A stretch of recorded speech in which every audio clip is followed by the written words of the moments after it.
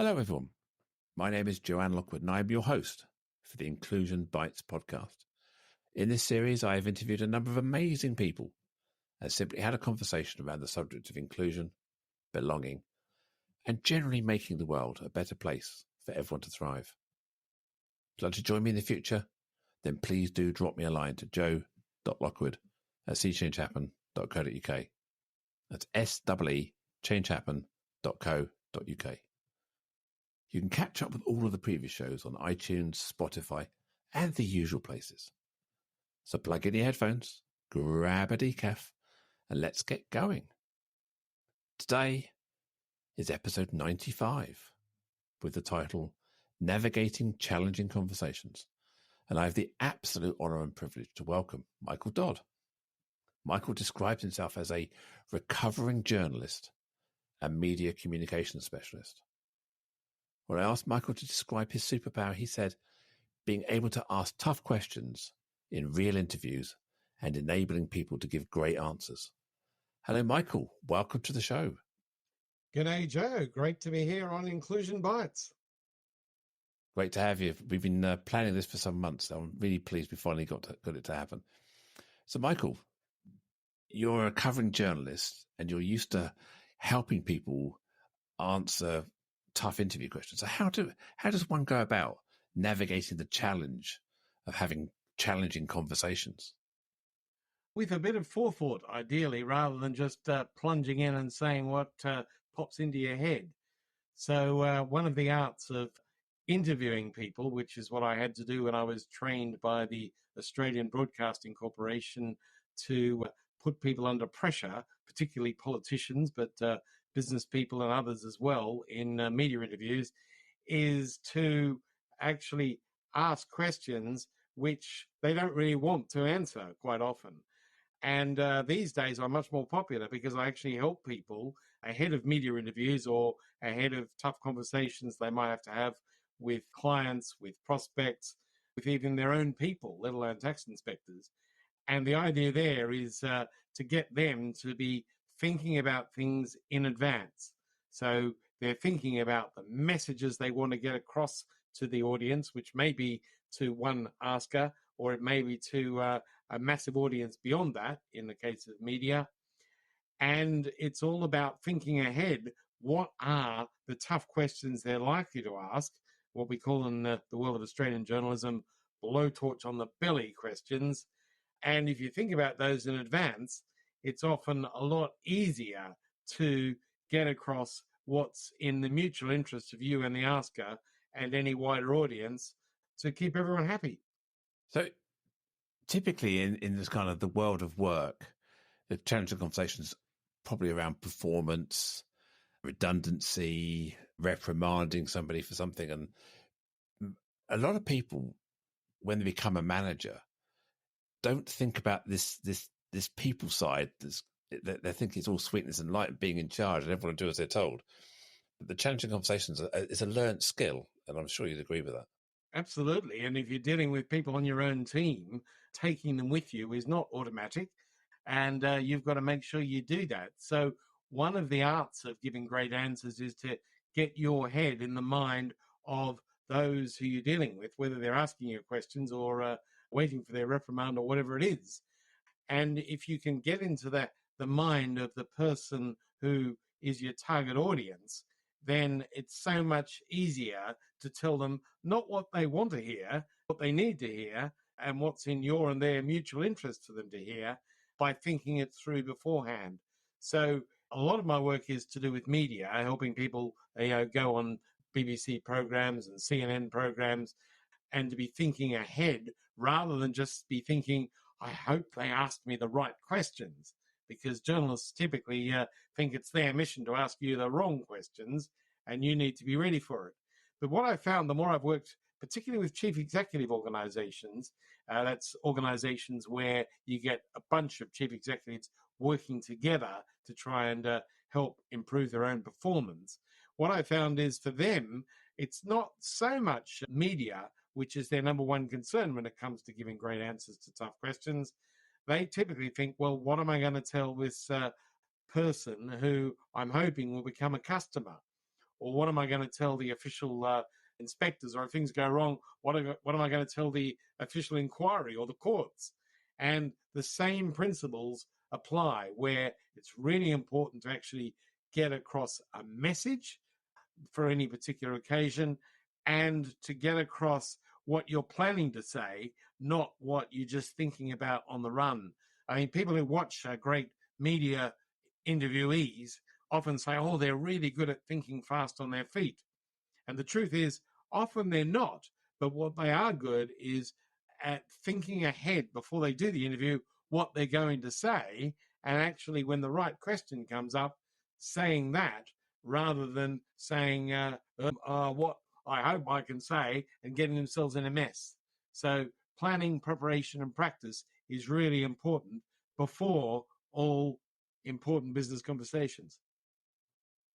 I've noticed when I've watched politicians on of various parties over the years, and other great people who would get interviewed a lot, is that when they get asked a question, there's almost like a holding sentence you put out first. It's almost like you go, great question, I'm glad you raised that. So it's that immediate soundbite that gives your brain an extra 5 seconds to process something before you say the next thing, isn't it? And I think that helps you as well, not rush into the answer. Well, it can if you are taken by surprise, but ideally I would be training people not to do that, just to basically have their great thing they're trying to get across and to say it up front without any sleazy, slimy politician blather that they've got to go through before they get to it. I mean, there's a great saying in the world of media training, which hopefully won't shock too many of your audience members, Joe. It's that giving a great interviewee performance is the opposite of sex. The reason being is that when you get it right, the climax comes at the start. Now, if any young men listening, don't try this at home in the wrong field. But when it comes to an interview, when you're watching on TV, you want the sleazy, slimy politician to come to the point straight away. You don't want him saying what a wonderful, marvelous question it is and how wonderful you as the interviewer are looking today, etc. You want them to get straight to the point, climax at the front. And that can work in many non-media occasions. They're not all occasions, but certainly a lot of conversational occasions. That's really important for getting straight to the point. Okay, I like that. I like the idea of just being that prepared. And I confess I've not done media training, but I've had people give me advice when I've gone on the radio and done other things. And the best advice I was always given was write down next to you on a piece of paper the key points you want to get across.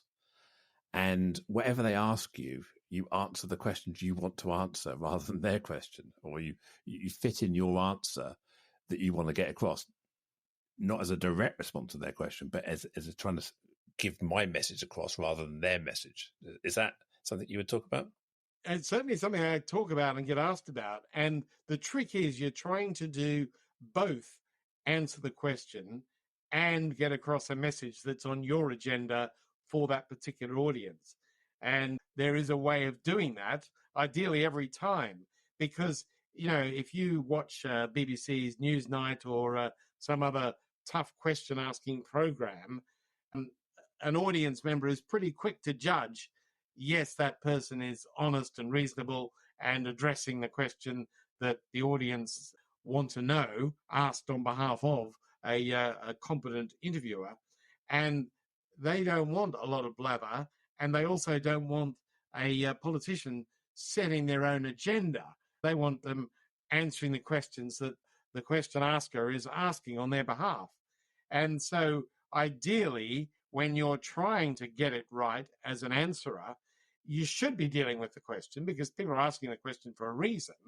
But when you're really clever, you can get across the important bits that you've written down, Joe, or whoever else is talking. You can cover those as well where they're relevant. And so in any particular answer, a really good answer does answer the question, but goes on to get across a message, usually a positive message, on the topic that they're being asked about. So there's a win-win to be had between the the person answering the questions and the question asker and the wider audience who's listening in. Yeah, you mentioned Newsnight there, the Fiona Bruce question that she asks these days, and you can just tell that the career politicians launch straight into the party manifesto, don't they? There's kind of this, here's the facts and figures, this is what I want to tell you. And you end up with just party politics spouting kind of the corporate message, and you never really hear the real truth. And that's what I find. Well, good interviewers on BBC Newsnight and other programs, good at persisting and making sure the politician doesn't just get to say what they want to say. It's not a party political broadcast as far as they're concerned. There was a guy who was probably quite a reasonable interviewee called Simon Hughes. He was a Liberal Democrat, and he once famously said on the Today program on Radio 4, which is a serious political interviewing program, he said, I can't answer the question you're asking, but I've got the answer to two other questions that you haven't asked, and this is what they are. And it's quite a glib statement, quite an arresting statement, but that's not really what the interviewer and the wider audience want. They want answers to the questions that they are asking about, not ones which a sleazy, slimy politician or even a reasonable, responsible, honest politician wants to do. But the real trick and a great answer is effectively to do both. So you are answering what's asked, but you're also giving across sometimes that extra little bit, which can be your message as well on the topic, which can actually be very helpful for the viewers. I mean, what a good interviewee is often saying sometimes is they'll give the answer, but then they'll say, but what's even more important is this. And providing it's in the territory that's being asked about by the interviewer, then that's perfectly reasonable and often very helpful. And they can often put things in a new perspective, maybe partly for their own interest, but also for the interest of the viewers. And what a really good question answerer is doing that a lot. Yeah, I certainly watch some really, really good interviews, and I know people like Laura Kunsberg and Fiona Bruce on those sort of programs, Andrew Neil on This Week, and those sort of they really are good at asking questions and different styles and different directness. But as you say, the tenacity. If you're a career politician or you've got a high position, high rank in some organisation, when you go onto those programs, you really know that you're going there to be in the lion's den. You know you're going to get the tough questions. You're not going there for a chat and a coffee, are you? So you are prepared. And I think something just comes across as this combative type attack and defense rather than it being a true meeting of minds. It's almost too staged as an audience. That's how I sometimes feel. Well, as an interviewee, you don't want to be coming across as if you're being staged. There's a nice little expression which I actually got from the BBC, which is all about saying something, but making it relevant at the time and making sure that it doesn't sound like it's pre-planned. So the term they use it's called planned spontaneity, which your astute listeners will know is an oxymoron. You know, it's a contradiction in terms. But the idea is to be saying what you planned to say when this topic came up, what you planned to say before the interview, and you're saying it, but you're saying it in such a way that it just sounds like, oh, right, yeah, I've just thought of this. And so planned spontaneity is a good thing, particularly for people who are inclined to sound like they're a bit too robotic. And, a lot of the interview is about having emotional punch as well as giving the facts. And if you get good at planned spontaneity, then you can be a much more scintillating interviewee.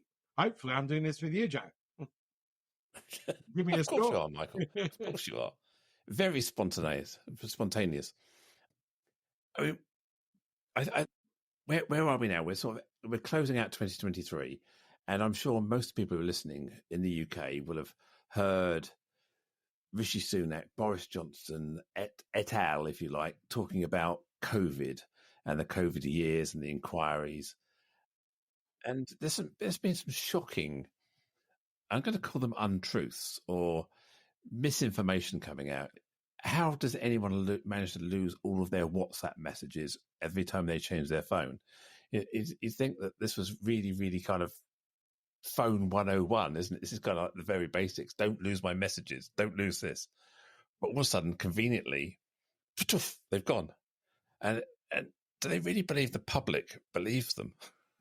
Well, if you ever find yourself giving answers where you don't think the public will believe you, you're probably going to be right on that.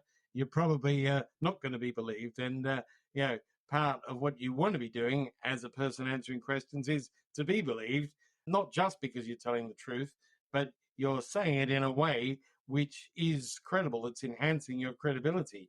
So it's a matter of getting the truth right, getting the structure of how you actually say it, which is why the climax of the front thing is important, because getting to the nub of the matter right up front is really important. But it's also a matter of how you look and how you sound as you're giving your answers. And that's where media response training comes in, where you're practicing with people, giving them the tough questions in advance that they might get, but playing it back to them so that they can see themselves and hear themselves as other people hear and see them. And that's a great way to teach, because it's a great way to learn.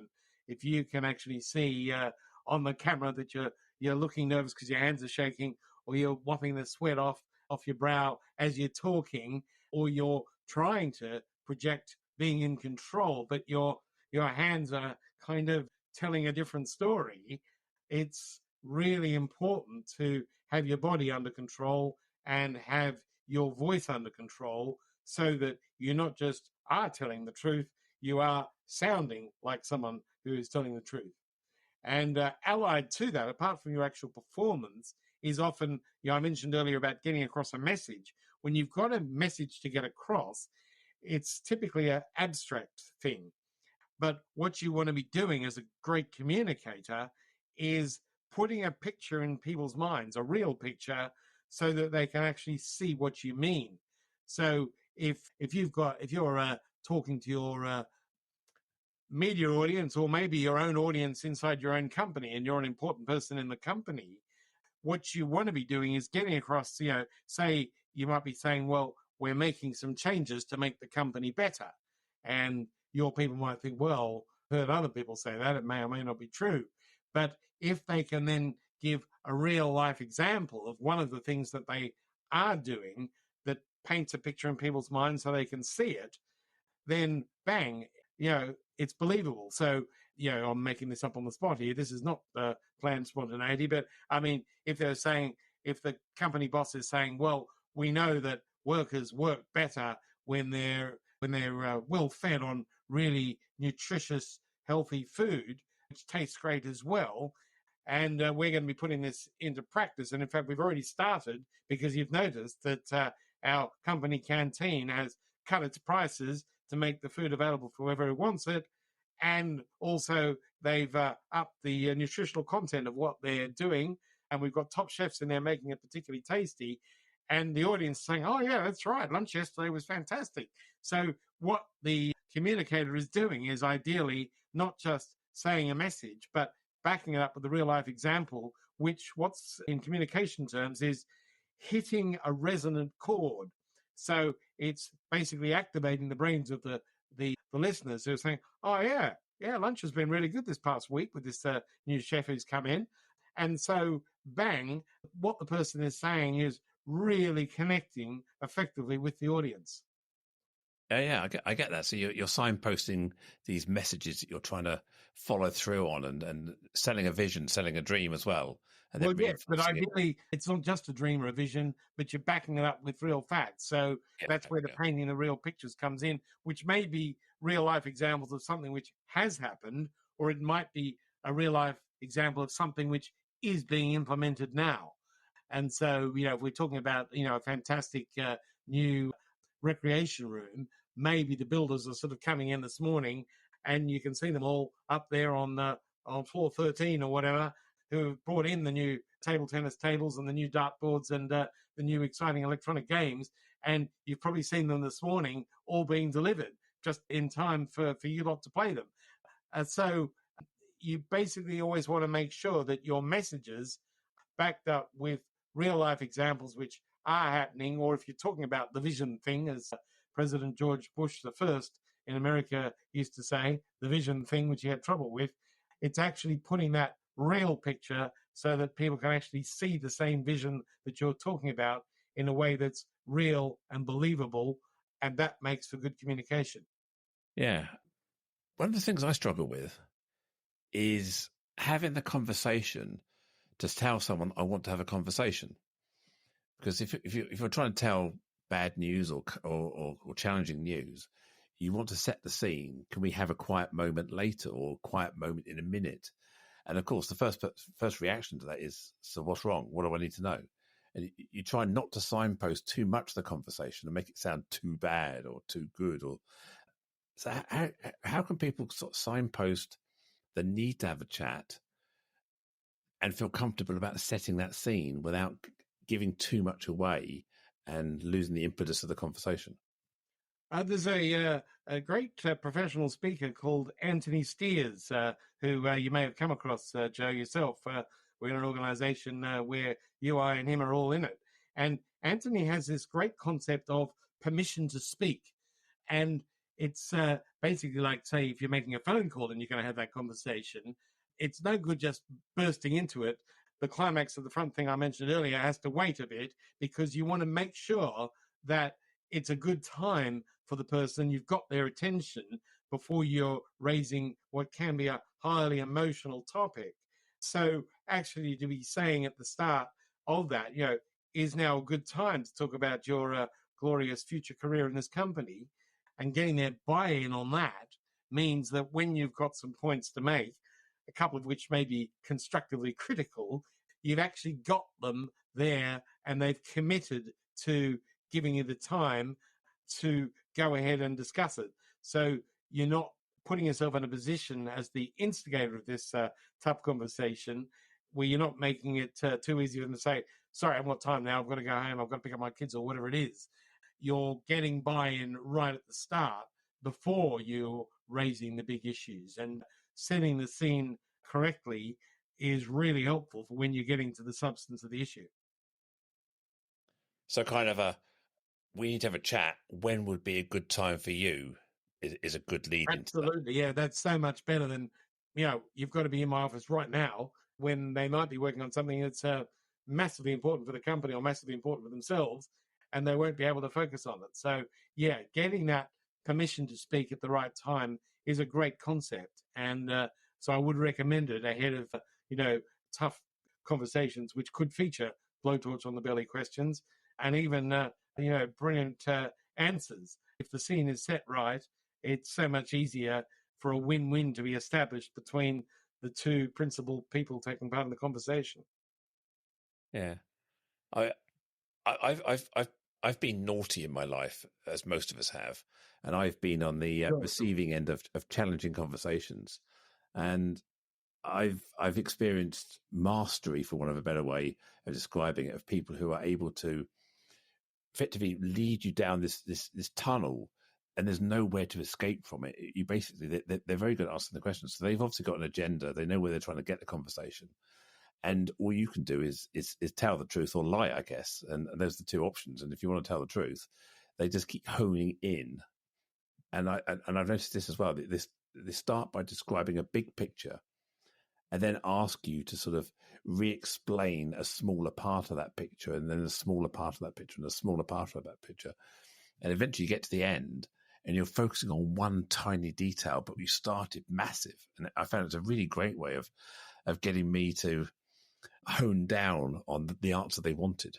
Well, that's something that I learned to do as a blowtorch on the belly interviewer on behalf of the Australian Broadcasting Corporation.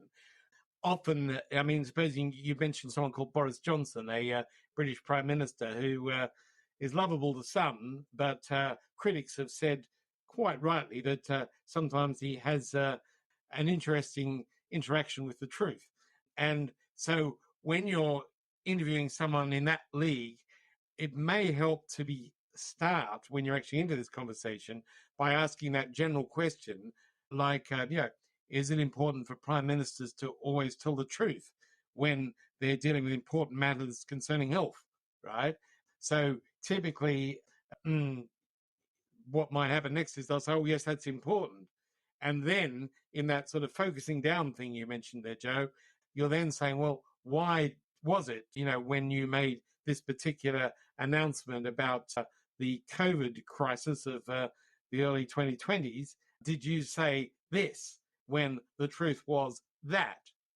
And so because they're already locked into a general agreement that, yes, a prime minister should tell the truth when they're dealing with matters of public health, they're kind of bound to give you an honest answer rather than tell a lie at that point when you're focusing it down. And if you play your game right as a question asker, you can do it in such a way that you're seeking the truth as a questioner, and it will become clear to the audience if someone is not suddenly giving honest answers. That will be obvious. And as an interviewer, it's a win for you if you can be asking questions in a way where at least the audience can see that the person is not telling the truth. That is kind of like a win that you've achieved on behalf of your audience. I mean, so much better if they do tell the truth and they seem to be telling the truth. But if they're not telling the truth, a good question asker, like a guy who used to work for the BBC called Jeremy Paxman, who was on that Newsnight program, and he was particularly good at that. Laura Koonsberg, who you've also identified, she can do that very effectively as well. And so there is a skill in asking the questions in the right sort of order to put the person under pressure to answer. But one of the important things from an answerer's point of view is to make sure you're telling the truth at all times. I always say, don't say anything other than an exact truth, because if you're being led down a path of questions, which you've mentioned, and you suddenly find that the person wants to change from their policy of telling the truth to not telling the truth, it will probably be bleeding obvious to everyone, which is, from the answerer's point of view, not a good thing. So definitely only tell exact truths. And also, someone once told me it's always easy to remember the truth because it's the truth. Everything else becomes a story, and then you have to refabricate and readjust the story. And no matter how good you are, you can never remember the entire story and all the different nuances and all the different interactions. And that's one of the reasons why I'm always pushing people to tell real life examples, not theoretical examples, real ones, because when you're telling a story that really happened to you about maybe an interaction with a customer and where your company got it right and did some fantastic things and the customer thought you were fantastic, by telling it as it really is, it's easy to remember because you've got that picture in your mind which you're projecting to the minds of your audience. And if you're sticking to the truth, then that's a great thing. And giving real life examples is a way of helping to do that, which is a good thing for the universe. Yeah, I do a lot of panels discussions, a lot of Q&A stuff, and my approach to that would be if someone asked me something like, which company do you know that is doing this the best? And I say, well, I don't have specific examples of a company doing that myself, but I am aware that these organizations are highly regarded in that sort of sphere, but I don't have personal real life experience. So all I'm doing is giving you hearsay or opinion. So I would tend to frame it in that way rather than tell it as my truth, if you like. Well, yeah, sometimes you might, on behalf of your company, let's say your company's Company X, you might have a fantastic, happy customer, which for various reasons doesn't necessarily want to put its hand up and be used as an example. And so sometimes you move for what's called the specific to the general when you're telling the story. So you can say, let me tell you about a real company where we did something fantastic for them. I won't give their name because we don't have an agreement to do that with them. But what happened was this. And you tell the real story as it really was, but you're not invading the privacy of the company. And so you can be telling truth sometimes on different levels. Sometimes you can be telling the truth at a more general level to protect confidentiality.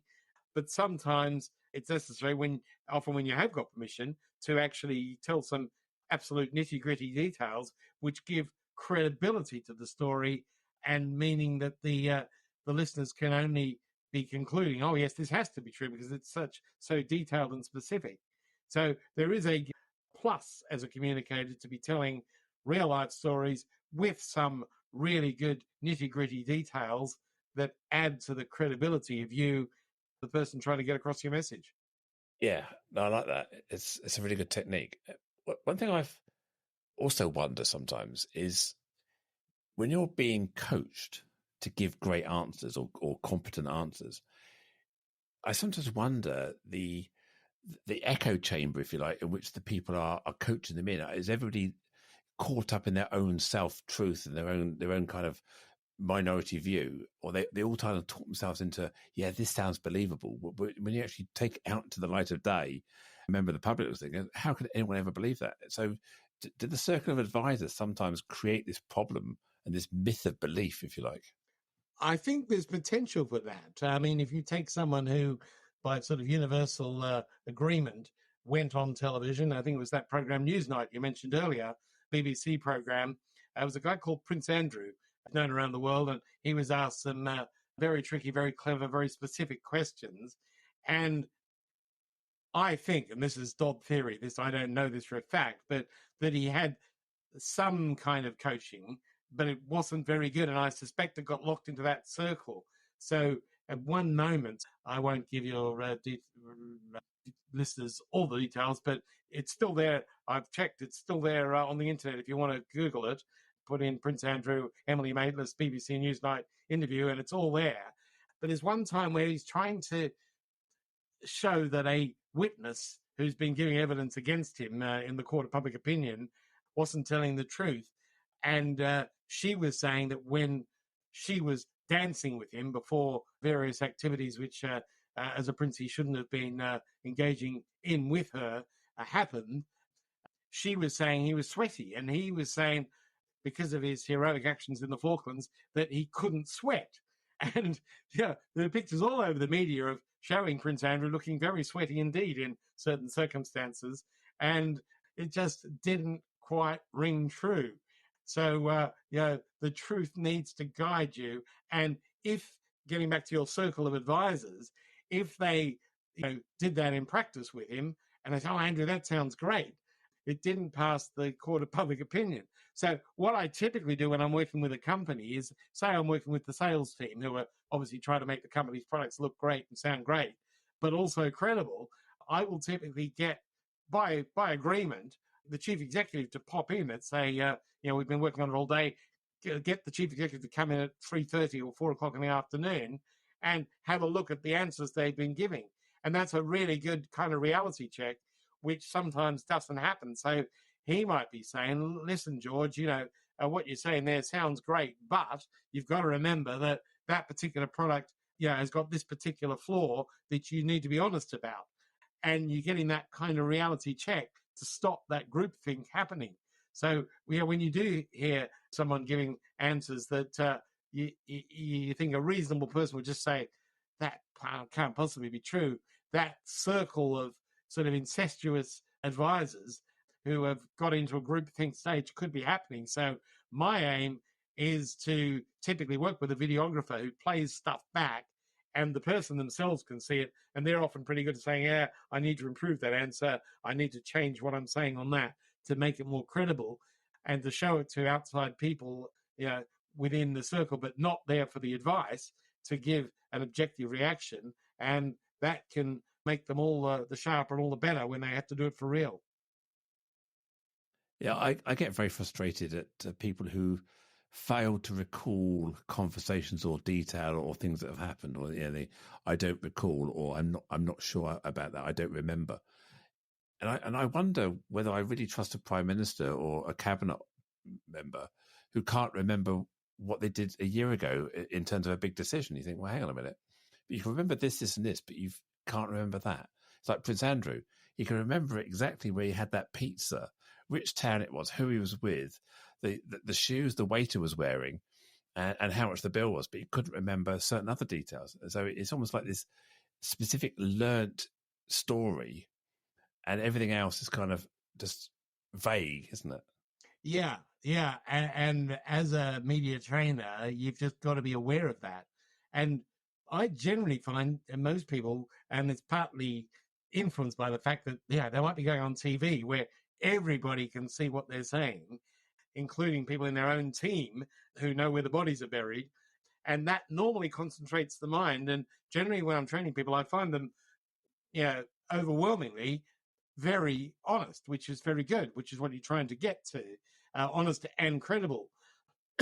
Excuse me.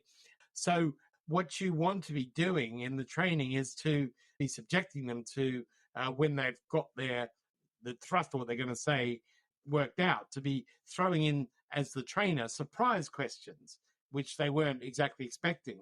And typically, if they're talking straight, they find that you'll find they will be telling the truth. They may have to make some adjustments on some occasions, which is important before they go out there and do it for real. Generally, I find people are sort of concentrated by the occasion, and the actual process of recording, playing it back, critiquing it actually helps the truth process and helps them to be very comfortable and confident when they're doing it for real. But I will tell you one story where happens to be from the real estate industry, where I was training a group of people in a real estate company, all but one who was seemed to be scrupulously honest. And they realized that they knew there was going to be some interviews about something dodgy that the company had done, which the company agreed was wrong. And they were being trained to say how it was wrong, why it was wrong, and why they'd be committing never to do it again. And we had one person on the training, and I think he was a person who just couldn't tell the truth. And there are people like that out there. And the sort of climactic moment of the day was our press conference at the end, where they had to, if the story got really big, which there was a danger of, that a number of them had to appear together and face the press, which means getting questions not just from one journalist, but a whole bunch of journalists. And so we actually planned a bunch of journalists asking questions, and everyone stuck to the script, which was, the truth, which was, yes, they'd made this mistake and they'd done it wrong. But this one guy just couldn't bring himself to do it. And there he was at the press conference, and he was denying that the whole thing had ever happened, which made everyone else look like liars, and didn't work. So the day ended, normally a media training day ends on a real high, where people are thinking, yes, we know what to say, we know how to tell the truth in a way that stands up to scrutiny. But this one was very different, because they just all ended up hating on him, and it was quite clear that the higher ups in the company were not going to let this guy loose before the media, because he just couldn't do it. That's extremely rare, but as a trainer, it's your job is to make a company aware of that. If they've got someone on the team who's like that, make sure they're never put anywhere near the media or in any other occasion where truth matters, which is a lot of occasions. In government or something like that, maybe. Whatever. Well, yeah. I mean, that person in real estate, as far as I know, he's not in government, not in politics. But yeah, if the occasional person does get into politics who's like that, it's up to their peers to scrutinise them and make sure they're not put in a position where they can be let loose to say whatever truth they manufacture themselves at the time.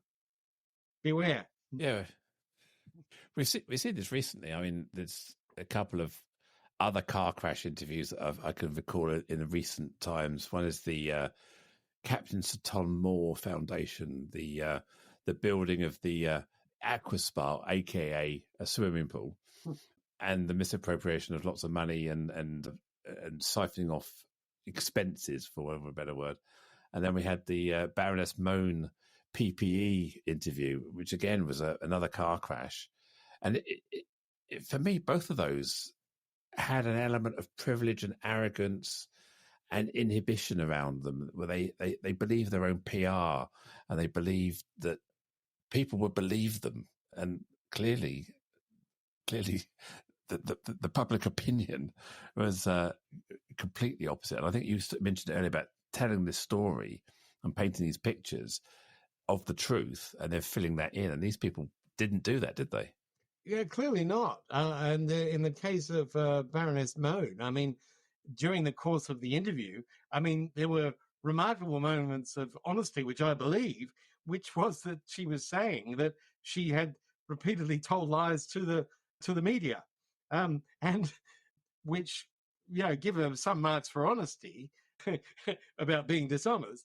But, in terms of the whole context of how the public viewed that, they absolutely turned on her. I know this for a fact because I put up a couple of posts on social media at the time, and my aim is always to just, in those sorts of posts, is I'm a professional communicator. I want to focus in this post on the communications issues, not anything beyond that. And in her case, I couldn't control it as the poster.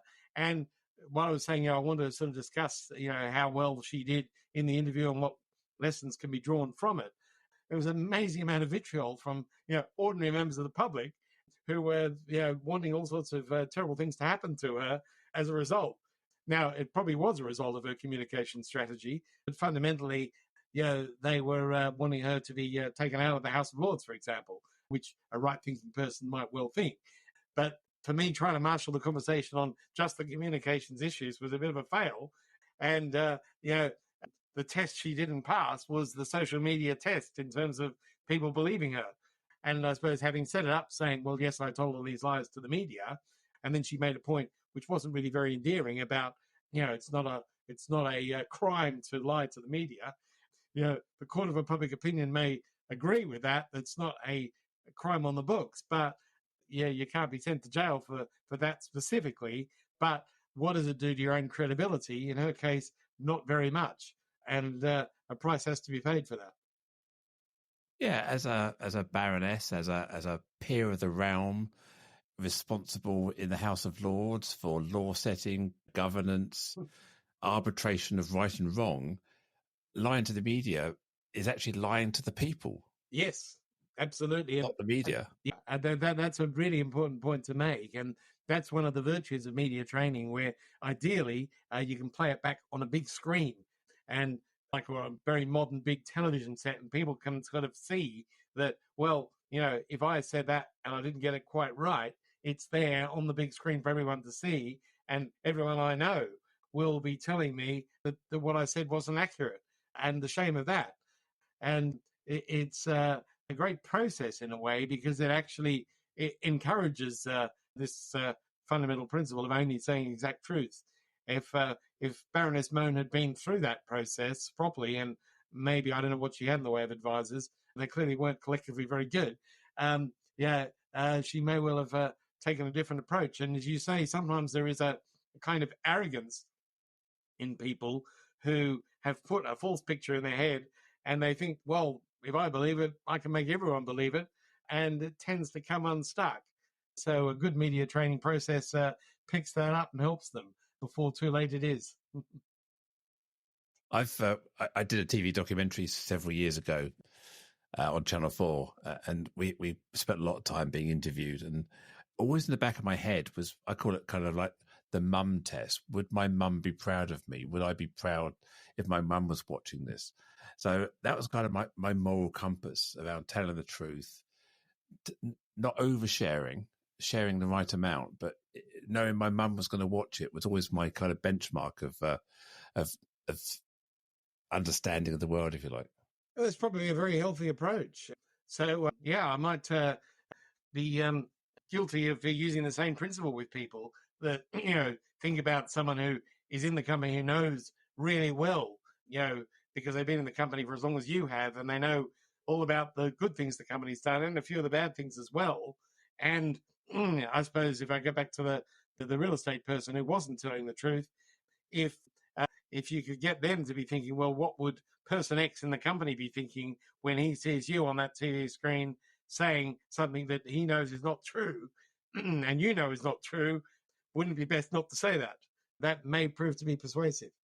So think about this hypothetical company. So something that's gone badly wrong, a PR disaster. I mean, we can call it a kind of a Me Too moment, some sexual misappropriation. The CBI. Let's dive into the CBI there. It's something so theoretical, but yeah. No, it's not theoretical. Their entire reputation and credibility was undermined in an instant. So did they do well? Did they do badly? I mean, what's your interpretation of what the correct steps should have been to limit risk, manage the communications, and deal with that aftermath? Because it seems to me they got it wrong as well. The fact that you're mentioning it quite some time afterwards probably underlines the point that they didn't do everything right. And I think people now at the top of the CBI would probably be tending to agree with you that they didn't get it all right. So often you go beyond in training, about a particular situation, and you're dealing with the sort of the fundamental principles of a company. And people who talk about values of people and values of companies, when they do it well, they're typically doing it well for the company because, if the fundamental values are there and they're ingrained in the DNA of the organization, then the kind of situation that you mentioned there is much harder to happen. And when it does happen, absolute honesty is important, as is when something happens and people, the question askers, are aggrieved because they've been hurt in some way, maybe physically, maybe reputationally. One of the important principles in that kind of situation is to make sure that people talk to the heart before they talk to the head. So often mixed in that is like a real apology that's effective, is very early on introduced into the conversation, and the sorrow that the person speaking on behalf of the company is feeling because of the way they got something wrong in the company, and realizing that people have been adversely affected by that, and acknowledging that the company needs to do things to make up for that, whether it's paying compensation or whatever it's doing, is really important. So when I'm teaching people to answer tough questions, I've typically got two formulas, or formulae, as we say in Latin. And the first formula you can use in most cases, which are cases that are not especially emotional. And then there's a second formula for when they're really emotional. And in the second formula, which sometimes needs to be incorporated into the first, needs to acknowledge that you're talking to real human beings, some of whom have been hurt, or they're professionally angry, if they're lawyers, perhaps on behalf of people who've been hurt. And it's really important to get people to talk to other people, talk from the heart first before they get into all the technical complications of the situation. So heart before the head when something's gone wrong is a really important communications principle, because you're talking to real people and they will react like real people do. And you've got to be aware of that. So pathos before logos, to put a bit of Greek. Yes, I was going to say I was talking Latin there, but not for one word. But Latin or Greek. The Greeks probably had that right. So perhaps we should bow to a Greek scholar such as yourself. So you want to define that for the audience?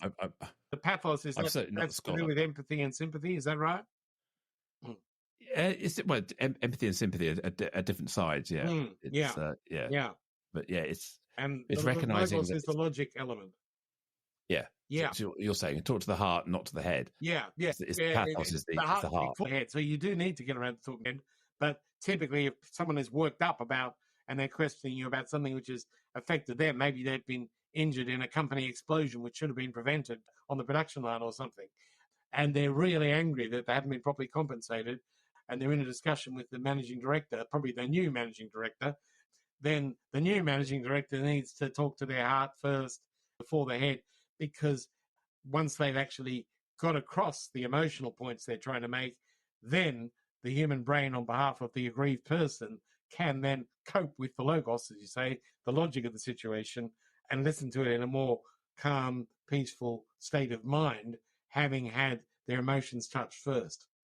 That can be difficult, though, when you've got litigation and lawyers and people like that. I mean, radical candor, absolute honesty is admitting liability. It's saying sorry is admitting liability. And many organizations, probably their chief executive is probably not empowered by the shareholders or by the board to make a statement like "I'm sorry" without, and then the cover up is it just reeks of a cover up. And I think what we find sometimes is that the immediate apology to the heart takes the heat out of it, rather than a holding position, which sometimes you end up creating a lie or creating a story, and people are more upset and more angry about being lied to than they probably were about the original act. You can diffuse a lot by being open straight away. Absolutely. It's so long ago, I haven't got the details at the top of my head, but I can remember enough about a company called Thomas Cook, which was a very successful travel company for a long time. And they had something went wrong on one of their holidays, and there was a child who was, let's say, adversely affected by something that they did. And they didn't talk to the heart before the head. They didn't sort it out. And they had to wait until the old boss got kicked out and a new boss was brought in who was prepared to tell the truth and talk to people emotionally as well as logically and acknowledge what the company had gone wrong. And then so a lot of bad stuff happened to the company between the two bosses because the first one, just as you say, wasn't getting the company to admit to the truth and to the sort of emotional impact of what their bad holiday had done, and they paid the price. So having chief executives who are empowered by their shareholders or who make sure they're empowered by their shareholders when they've got something to say that's important for the public to hear, beyond just the company share price, that's really important. And so getting it right in terms of human interaction as well as in terms of the rights and wrongs of the situation is very important right at the outset. And you can build good communication on that foundation if you get it right.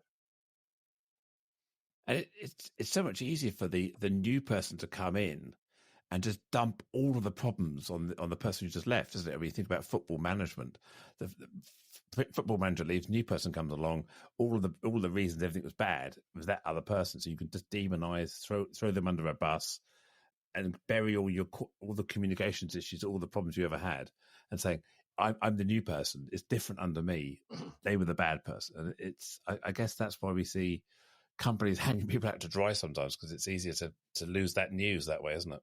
Absolutely. And shockingly enough, Joe, it even happens in politics. I mean, there was a British Prime Minister for a couple of weeks called Liz Truss.